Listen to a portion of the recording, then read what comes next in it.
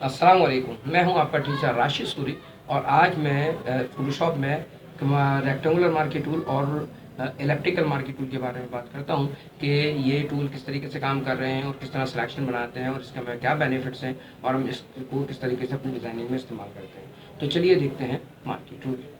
तो आज हम देखते हैं कि ये मार्की टूल किस तरीके से काम करते हैं और हम इनसे क्या क्या फ़ायदे उठा सकते हैं। बज़ाहिर तो ये टूल जो है आपको सिर्फ सिलेक्शन बना के दे रहे हैं, लेकिन ये सिलेक्शन के साथ साथ बहुत अच्छे काम भी हम इससे कर सकते हैं। जैसे चलिए सबसे पहले तो मैं एक ये marquee tool rectangular marquee tool लेता हूँ और इसके बाद देखते हैं ज़रा ये काम किस तरह करता है। ये मार्की टूल है और इसको हम जब अप्लाई करेंगे तो हमें कुछ चीज़ें देखनी है कि हमारे पास कुछ स्टाइल्स हैं इसके, जैसे नॉर्मल स्टाइल है, फिक्स्ड रेशो है या आपके पास फिक्स्ड साइज़ है। इसी तरीके से जब हम कोई सिलेक्शन बनाएंगे तो हमारे पास कुछ ऑप्शंस यहाँ पर आ रहे हैं, जैसे न्यू सिलेक्शन है। अगर आप मार्की टूल की अगर आप मार्की टूल से कोई नई सिलेक्शन बनाना चाहते हैं, नई सिलेक्शन को आप सिलेक्ट करेंगे। इसी तरीके से अगर आप उस सिलेक्शन के अंदर कुछ एडिशन करना चाहते हैं तो ऐड टू सिलेक्शन यूज़ करेंगे। इसी तरह सब्ट्रैक्ट फ्रॉम सिलेक्शन और आपके पास इंटरसेक्ट विद सिलेक्शन, ये कुछ ऑप्शंस हैं जी कि जब हम मार्की टूल इस्तेमाल करते हैं तो इन ऑप्शंस की भी हमें ज़रूरत पड़ती है। तो सबसे पहले तो मैं एक सिलेक्शन टूल लेता हूँ, रेक्टेंगुलर मार्की टूल, और इसके बाद मैं एक रेक्टेंगल जो है वो ड्रॉ करता हूँ, यानी कि मैं एक फ्री हैंड रेक्टेंगल की सिलेक्शन ली है मैंने। और इसी तरीके से मैं जब भी आपको ये सिलेक्शन लूँगा तो ये मेरे पास एक सिलेक्शन आएगी। और इसी तरीके से जब हम शिफ्ट प्रेस करेंगे तो हमारे पास जो सिलेक्शन आएगी वो सिर्फ स्क्वायर में आएगी। अच्छा, इसी तरीके से अगर मैं ये स्क्वायर बना रहा हूँ या रेक्टेंगल बना रहा हूँ और मैं ऑल्टर की प्रेस करता हूँ तो मेरे पास जो भी रेक्टेंगल बनेगा या जो भी मार्की टूल से सिलेक्शन बनेगी वो आपके पास सेंटर से बनेगी। ये देखिए मैं अभी सेंटर से बना रहा हूँ, ऑल्टर की मैंने प्रेस की हुई है तो ये मेरे पास ये सिलेक्शन सेंटर से बन रही है और ये एक रेक्टेंगल की शेप में आ रहा है। इसी तरीके से अगर मैं शिफ्ट की भी प्रेस कर लेता हूँ तो मेरे पास ये सिर्फ स्क्वायर बन रहा है और सेंटर से। एक्चुअली ऑल्टर की जो है वो कोई भी आपकी सिलेक्शन जो है वो मिड से बनाता है, जबकि शिफ्ट जो है वो उसको स्क्वायर का शेप दे देता है। अच्छा, इसकी सिलेक्शन लेने के बाद हम ज़रा इसको डिसलेक्ट करते हैं। पहले तो डिसलेक्ट करने के लिए हम सिलेक्ट में जाएंगे और ये डिसलेक्ट की कंट्रोल डी इसकी शॉर्ट की है, इसको आप क्लिक करेंगे तो आपके पास सिलेक्शन ख़त्म हो जाएगी। अच्छा, इसके साथ साथ हमने जो अभी सिलेक्शन ली वो नॉर्मल स्टाइल पे थी। अगर हम इसको फिक्स्ड रेशो लेंगे, यानी कि मैं इसकी विड्थ और हाइट 1/1 रख लेता हूँ, यानी कि मैं इसकी सिलेक्शन जो ले रहा हूँ वो स्क्वायर में ले रहा हूँ, तो देखिए ये हमारे पास एक सिर्फ स्क्वायर बनाएगा, इसके अलावा ये कोई सिलेक्शन नहीं बनाएगा। जब भी हम बनाएंगे ये स्क्वायर बनाएगा। इसी तरीके से अगर मैं 2/1 की एक प्रोपोर्शन ले लेता हूँ तो ये रेशो मेरे पास जो भी बनेगा एक सिलेक्शन का वो 2/1 का एक रेक्टेंगल का सिलेक्शन जो है वो बनेगी। अच्छा, इसी तरीके से अगर मैं फिक्स साइज़ पे आ जाता हूँ तो ये फिक्स साइज़ कुछ भी है यहाँ पे, जैसे मैं लिख देता हूँ कि 200 पिक्सल्स बाय 200 पिक्सल्स। अब जब मैं सिर्फ क्लिक करूँगा तो मेरे पास जो एक साइज़ आएगा वो 200 बाय 200 पिक्सल्स का वो है। इसी तरीके से जब हम आते हैं इलेक्ट्रिकल मार्की टूल की तरफ तो ये भी कुछ इसी तरीके से काम कर रहा है कि न्यू सिलेक्शन जब बनाएंगे तो हमें न्यू सिलेक्शन पे जाके क्लिक करना पड़ेगा और ये एक ओवल बनाएगा और शिफ्ट प्रेस करेंगे तो ये सिर्फ एक सर्किल बनाएगा। अच्छा, इसी तरह से अगर मैं इसमें कुछ चीज़ों का एडिशन करना चाहता हूँ तो फिर मैं ऐड टू सिलेक्शन ले लूँगा तो ये मेरे पास ये ऐड टू सिलेक्शन का काम कर रहा होगा, या सब्ट्रैक्ट फ्रॉम सिलेक्शन ले लेंगे तो ये चीज़ सब्ट्रैक्ट कर रही होगी चीज़ को। और इसी तरीके से अगर मैं इंटरसेक्ट कर दूंगा तो ये इंटरसेक्ट विद सिलेक्शन वो काम करेगा। अच्छा, ये सिलेक्शन मैंने बनाई तो इस सिलेक्शन को बनाने के बाद अब हमारा जो दूसरा मरहला होता है वो इसको फिल करने का होता है कि हम इसको किस तरीके से काम में लाते हैं। तो पहले हम एक सिलेक्शन बना लेते हैं और सिलेक्शन बनाने के बाद हम इसे फिल कर लेते हैं। अच्छा, ये जो सिलेक्शन हमने बनाई है ये सिलेक्शन आपको कैनवस पे नज़र आ रही है। तो ये मेरे पास एक लेयर पैनल है और इसमें मैं एक न्यू लेयर लूँगा और इसके बाद में इस पर वर्किंग करूँगा। यानी कि सिलेक्शन बनाते वक्त मार्की टूल को इस्तेमाल करते वक्त हमें ये ज़रूरी नहीं है कि पहले हम लेयर को सिलेक्ट करें।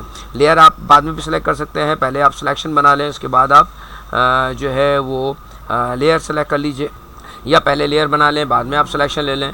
ये कोई ऐसा हमारे पास इशू नहीं है। देखिए लेयर नंबर 1 ली मैंने और मैं इसमें जाकर फिल करता हूँ। अब दूसरा मरहला मेरे पास ये है कि जी इसको फिल करना है, मुझे इसका इनसाइड का कलर फिल करना है, इसका आउटसाइड कलर फिल करना है, या मुझे इसकी स्ट्रोक को फिल करना है। तो पहले मैं आता हूँ जनाब इसके फिल की तरफ, इनसाइड फिल की तरफ। तो हमारे पास वैसे तो यहाँ पर पेन बकेट टूल भी मौजूद है।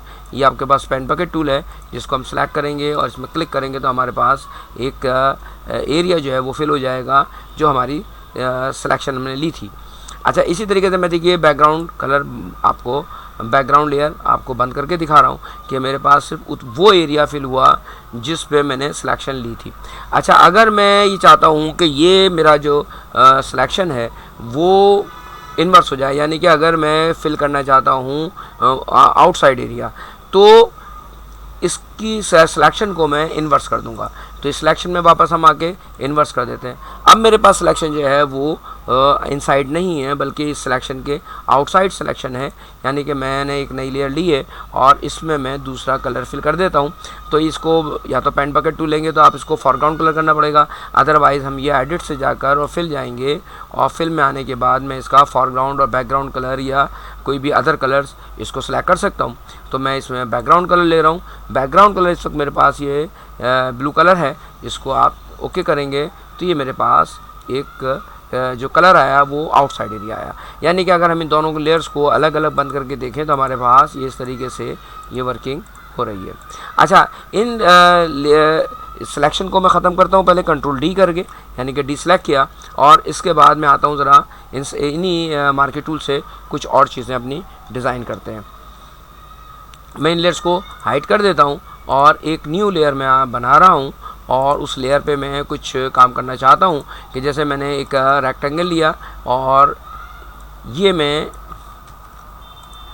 नॉर्मल साइज़ लूँगा ताकि मैं अपनी मर्ज़ी के मुताबिक किसी चीज़ को बना सकूँ। तो देखिए मैंने एक ये सिलेक्शन ली और मैं ऐड टू सिलेक्शन जाता हूँ और यहाँ से मैं एक रेक्टेंगल और ले रहा हूँ, यानी कि मैंने एक टी का शेप लिया है। अगर मैं इसकी सिलेक्शन को बड़ा करना चाहता हूँ, जैसे मैंने जो वर्टिकल रेक्टेंगल लिया है, अगर ये पतला है इसको मैं चाहता हूँ कि थोड़ा सा और वाइड हो जाए, तो ऐड टू सिलेक्शन लेने के बाद मैं इसको इस तरीके से और भी चौड़ा कर सकता हूँ। तो देखिए मेरे पास ये सिलेक्शन आ गई है। अच्छा, इसी तरीके से अगर मैं इस सिलेक्शन को सब्ट्रैक्ट फ्रॉम सिलेक्शन कर दूँ तो जितना एरिया मैं सेलेक्ट करना है उतना एरिया जो है मेरा कट हो जाएगा। इसी तरीके से मेरे पास वर्टिकल एरिया में सेलेक्ट कर रहा हूँ और ये भी मेरे पास कट हो गया। अच्छा, अब मैं इसको जब फिल करूँगा तो मेरे पास जो एरिया आएगा, जो सिलेक्शन है, सिर्फ वो एरिया फिल होगा। यानी कि मैं फिल कलर लेता हूँ, आप इसमें बैकग्राउंड कलर या फॉरग्राउंड कलर या अदर कलर्स कोई सा भी ले लीजिएगा और इसे ओके करेंगे तो हमारे पास एक ये टी जो है डिज़ाइन में ये हमारे पास बन गया। तो एक आर्टवर्क हमारे पास बन गया ये कि जी हमने एक टी जो है वो बनाया है। अच्छा, इसी तरीके से अगर मैं ये चीज़ बना रहा हूँ, जैसे कि मैं दोनों चीज़ें इस्तेमाल कर लेता हूँ कि आपके पास जैसे कि मैं एक सर्किल ले रहा हूँ, ये मैंने सर्किल लिया और इसमें मैं सब्ट्रैक्ट फ्रॉम सिलेक्शन लेता हूँ और ये सब्ट्रैक्ट फ्रॉम सिलेक्शन लिया आपने और मैं शिफ्ट प्रेस करके एक सर्किल और ले रहा हूँ इसके ऊपर। ठीक है, मैं एक क्रिसेंट बना रहा हूँ और इसको मैं फिल कर देता हूँ। नई लेयर लीजिएगा और इसके बाद आप इसे फिल कर दें। ये फिल पे आए हम और यहाँ पे जाके फॉरग्राउंड कलर फिल, ये आपके पास एक मेरा क्रिसेंट जो है वो बन गया। अच्छा, अब इसके जो एजेस हैं वो बहुत ज़्यादा हार्ड, दोनों तरफ से इसके एजेस जो हैं वो शार्प एजेस हैं। ये देखिए ये इसके शार्प एजेस हैं। अगर मैं ये चाहता हूँ कि ये एजेस शार्प ना हो, यानी कि एक तरफ से जो है हमारे पास शार्प एजेस हो, कंट्रोल Z करके मैं बैक हो गया हूँ और एक तरफ से मैं एजेस जो है अपने शार्प चाहता हूँ, दूसरी तरफ से सॉफ्ट एजेस चाहता हूँ, तो मैं इसका सब्ट्रैक्ट फ्रॉम सिलेक्शन तो लूँगा लेकिन यहाँ से फैदर भी बढ़ाऊँगा। अगर फैदर बढ़ाने से क्या होगा कि मेरी सिलेक्शन जो है वो फैदर में आ जाएगी और एक तरफ से सॉफ्ट मेरे पास सिलेक्शन आएगी और एक तरफ से मेरे पास हार्ड सिलेक्शन आएगी। तो इसको हम देखिए फिल करते हैं और यहाँ पे फिल पे आए हैं आप, यहाँ पर फिल पर आए हैं आप और फिल करके आप यहाँ से इसको फिल करें। तो देखिए ये कंट्रोल डी करके मैं इसकी सिलेक्शन ख़त्म कर देता हूँ। और यहाँ पर मेरे पास अभी एक साइड जो है वो सॉफ्ट है और एक साइड मेरे पास जो है वो हार्ड एजेस की है। ये देखिए, ये मेरे पास एक चीज़ आ गई है। तो इस तरीके से हम अपने इन सिलेक्शन टूल्स के काम ले सकते हैं और भी बहुत सारी चीज़ें ले सकते हैं। किसी इमेज की बैकग्राउंड हमें सिलेक्ट करनी है तो वो भी हम कर सकते हैं। और इसके साथ साथ मैं एक काम और छोटा सा करता हूँ, जैसे कि मैं एक ये सर्किल बना रहा हूँ और इसके साथ साथ मैं लेता हूँ एक रेक्टेंगल टूल और सबट्रैक्ट फ्रॉम मैं ऐड टू सिलेक्शन लेता हूँ और मैं ऐड टू सिलेक्शन लेता हूँ। और ये देखिए, मैंने ये एक सिलेक्शन बनाई है मैंने। ये मेरे पास एक की होल जो है इस टाइप का बन गया है। और अगर मैं इसी रेक्टेंगल से सबट्रैक्ट फ्रॉम सिलेक्शन लेकर और ऊपर से एरिया को मैं इसके कट कर देता हूँ और इसको मैं फिल कर देता हूँ। मैंने आपको पिछली क्लासेस में बताया था कि हम अगर फॉरग्राउंड कलर फिल करेंगे तो ऑल्टर और बैक स्पेस ये की प्रेस करेंगे, और अगर हम बैकग्राउंड कलर फिल करेंगे तो कंट्रोल बैक स्पेस करेंगे। तो मैं इस वक्त ये बैकग्राउंड कलर फिल कर रहा हूँ तो कंट्रोल और बैक स्पेस मैंने फिल किया। तो देखिए, मेरे पास ये एक टूल जो है वो बना हुआ वो आ गया। अब इसकी सिलेक्शन भी देखिए उसी तरह ये है कि जो मैंने सिलेक्शन फेदर में ली थी फेदर आ गई, और जो मैंने शार्प एजेस पे सिलेक्शन ली थी वो शार्प एजेस आ गई। लेकिन अगर मैं चाहता हूँ कि जी मेरे पास शार्प एजेस आए और चूँकि इसमें सही लगेगा भी नहीं, तो मैं कंट्रोल Z करके बैक हो जाता हूँ। और इन दोनों टूल्स को अलग अलग आपने अप्लाई करना है। तो अब जैसे सिलेक्शन मैंने सिलेक्ट किया हुआ है इलेक्ट्रिकल मार्केट टूल, तो यहाँ पर फेदर दिखा रहा है वो 20 पिक्सल, मैं इसको भी 0 कर देता हूँ। अब मेरे पास जो सिलेक्शन आएगी वो तमाम की तमाम सिलेक्शन मेरी सॉलिड होगी, यानी कि इसके हार्ड एजेस होंगे। और ये देखिए, मैं ऐड टू सिलेक्शन कर रहा हूँ। ये मैंने ऐड टू सिलेक्शन किया, इसके बाद मैं सबट्रैक्ट फ्रॉम सिलेक्शन करता हूँ। सबट्रैक्ट फ्रॉम सिलेक्शन किया मैंने और इसके बाद मैं इसको फिल कर देता हूँ, यानी कि आप कंट्रोल बैक स्पेस या ऑल्टर बैक स्पेस लीजिएगा। ये मैंने फिल कर दिया तो मेरे पास सिर्फ वो एरिया बनकर आया है जो मुझे चाहिए था। इसके अलावा मैंने इस पर कोई वर्किंग नहीं करनी थी, तो मैंने उस तमाम एरिया में अपना जो है वो ब्लैंक छोड़ दिया।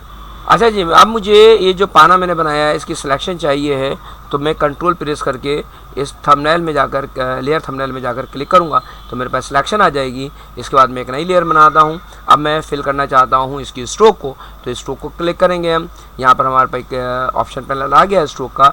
ये पूछता है आपसे कि भाई स्ट्रोक की आप थिकनेस क्या रखेंगे, प्लस ये है कि उसका कलर क्या रखेंगे। मैं कोई भी कलर इसमें से सिलेक्ट कर लेता हूँ।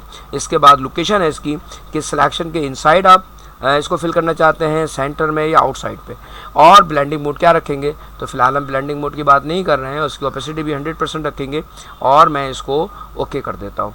जैसे ही ओके करेंगे तो हमारे पास ये एक सिलेक्शन आ गई है जो इसकी स्ट्रोक की सिलेक्शन है। तो ये देखिए, मैं इसके फिल को बंद करके देखता हूँ तो मेरे पास स्ट्रोक की सिलेक्शन भी है और इसी तरीके से मेरे पास ये फिल की सिलेक्शन भी है। ये एक मेरी एक छोटी सी क्लास थी मार्केट टूल के हवाले से, एक रेक्टेंगुलर मार्केट टूल और इलेक्ट्रिकल मार्केट टूल, आप किस तरीके से काम करते हैं और किस तरीके से इस पर अपनी अच्छी डिज़ाइनिंग कर सकते हैं, इसकी सिलेक्शन ले सकते हैं, इसको फिल कर सकते हैं। तो आज की क्लास में सिर्फ इतनी रखूँगा। ये मार्केट टूल बहुत ज़्यादा काम का है और इसको हम मज़ीद भी आगे क्लासेस में इस्तेमाल करेंगे। तो आज तक के लिए मैं इस क्लास को इतना ही रखता हूँ। उम्मीद करता हूँ कि आपको मेरी क्लास पसंद आई होगी। पसंद आने की सूरत में मुझे कमेंट ज़रूर दीजिएगा और नेक्स्ट क्लास तक के लिए मुझे इजाज़त दीजिए। अल्लाह हाफ़िज़।